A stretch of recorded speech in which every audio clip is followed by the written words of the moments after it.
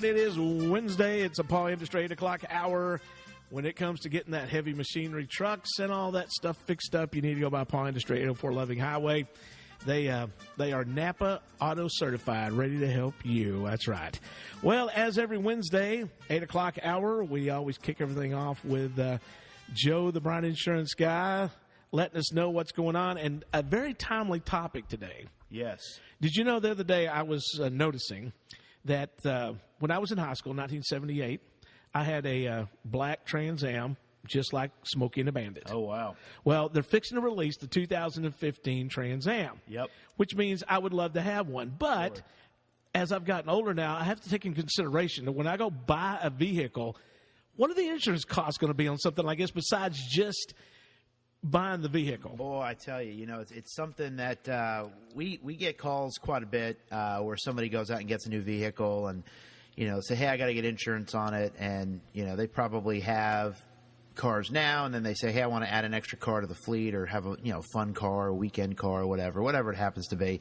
And they're kind of shocked by the price of insurance. But it's not just insurance that you got to look at. So what I did is went and looked at one of the favorite cars that I think would be really cool to have, although they just did get a recall the other day for a bad fuel line problem, but that happens, is the Dodge Hellcat, which is basically the Dodge Challenger Hellcat package. So this is one of the cool cars. This is one of the cool cars. It's basically a Challenger. I think it's putting out 707 horsepower. Wow, it's almost like a NASCAR. Yeah, pretty much. And just really, really awesome. Strangely enough, they say that the automatic will, the either 6 or 8-speed automatic will pick up the manual transmission, which is odd. You don't usually find that often. But anyway, so looked at a Dodge Hellcat in my mind virtually.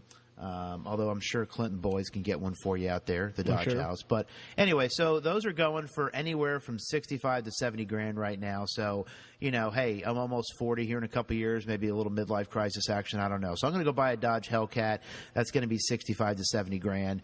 However you want to do that. Pay cash, finance it, whatever you want to do. But you got to look at other things like, for example, insurance. And so, we typically keep high limits at our household, $250, $500, $100. So bodily injury, if I hit somebody as I'm having my midlife crisis and I'm blazing down the road really, really quick, and I plow into somebody, I want to make sure I've got high enough limits. So looking at what it would cost me. Now, insurance is different for everybody. The rate that I have is going to be different than the rate Rick has because Rick has a young driver in his household. I don't yet. And my credit is terrible, too. Our credit is somewhat good. Yeah, it's beyond bad. Is it? Yes. It's all doctor bills. Oh, dear. Yeah. So all of those factors come into play, limits, credit, previous accidents, drivers in the household. But looking at mine, just insurance alone, full coverage, just to make sure that I can get that Hellcat repaired when I need to. Just full coverage alone is going to run me anywhere from $1,200 to $1,800 a year. That's per year just to get the sucker insured. And by the way, this isn't even my daily driver. This is the car. This is a part-timer. Yeah, this is a part-timer. Take it out on weekends, when it's nice weather outside, things like that. And listen, you can substitute a Hellcat for anything. You can substitute it for a Vet. You can substitute it for whatever car that you want to have. A lot of the rate comes into play with, like I said, driving history, people in the household, type of car that it is, how hard it is to find parts for, things like that. Is it a performance car? This is going to be very differently if I go pick up my commuter that's like an 02 Honda Civic. Right. So obviously a little different. But the other thing to consider, too, is gas. That's kind of a big player. Yeah. Gas is on the way back up. On the way back up. But not only that, I even looked at it and said, hey, this is going to be weekend car. I'm going to take a few trips in it, but that's going to be it. Maybe I'm going to do 10,000 miles a year. And that's probably high. It's probably on the high side. Right. Car like this, you're probably talking 5,000 to 7,000 miles a year. But I shot a little high. The Hellcat runs 13 city, 21 miles to gallon highway. I probably ain't going to come anywhere close to 21, especially at least for the first 6 months while you're putting your foot in it. Right. You're going to be in the 12s to 13s. I've always thought that those numbers are downhill with a sale. So, more than likely. So looking at it, gas mileage-wise, you're talking gas of $2.65 a gallon. Again, a little higher than it is right now, but we're trying to estimate it over the course of a year. Just in gas alone, you're looking at about $1,900 a year.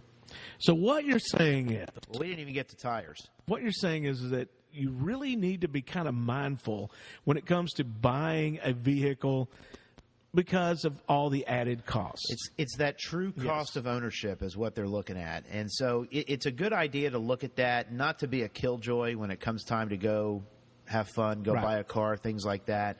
But you need to be aware of that kind of stuff so you don't get blindsided by it. And we've had calls before, oh, I didn't realize it's going to be that much. Oh, okay. And it's never good to find that out after the fact. So when you're car shopping, we've had folks call up too that'll say, hey, I'm thinking about going and getting a car this weekend or the next couple of weeks. What's this going to cost me? How much is this going to run me insurance-wise? Which is a smart move. It's always good to plan ahead and just kind of know what you're getting yourself into when it comes time to get a fun car like that. Hey, this just popped into my head. Oh, boy. Yeah, I know it's scary. Does it really matter the color of the car when it comes to insurance? I've heard that old wives' tale forever that, well, if you get a red one, it's going to cost you more than a white one. You know, I can tell you that in all of the programs that we run, we have what they call a rater, which will go out and look at different companies. We also have the companies that we work with. I can tell you I've never answered a question from a insurance company to the color of the car. There you go. Yeah.